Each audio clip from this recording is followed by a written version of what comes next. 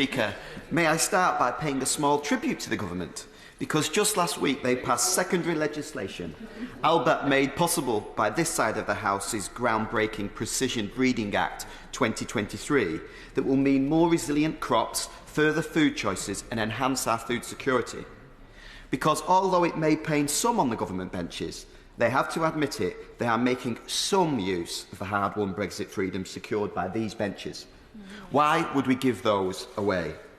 The example I use might seem somewhat niche, but this is exactly what a modern industrial strategy focused on technology, productivity and the future looks like. And in doing so, we've got a head start on the continent, which is now fumbling to produce regulation of its own in this area. We should be going further still.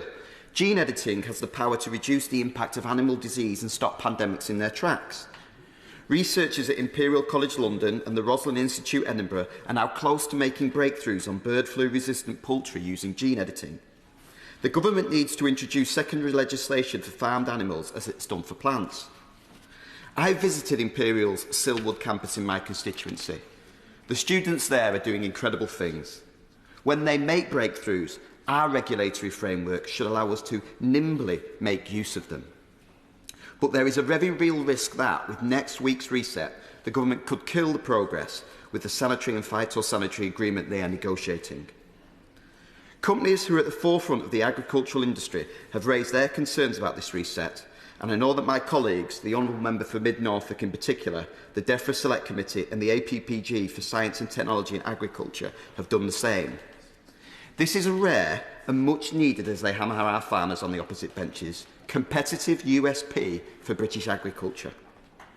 Reports suggest that this government will concede concessions on an SPS to give them more bartering power on other issues, setting a precedent for the wider agricultural relationship with the EU.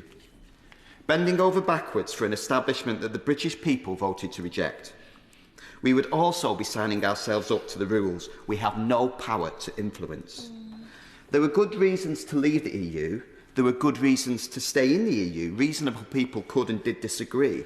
But there is no good reason to leave and opt into the rules under which you have no say. That is the worst of both worlds. If we look to Switzerland's agreement with the EU, they must align with almost all of the EU's food safety demands and replicate any further regulatory changes made in the future. Now, this agreement may well be in the best interests of the Swiss, but it would not work for Britain. Every time we want to diverge in a way that could benefit the British people, we'd have to supplicate to those in Brussels once again.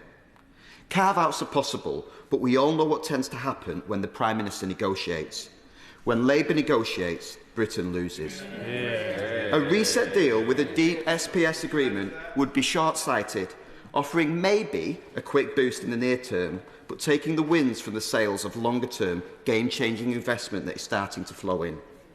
We need to maintain a competitive advantage to supercharge investment in areas like the Thames Valley, where we have a world-leading life sciences sector.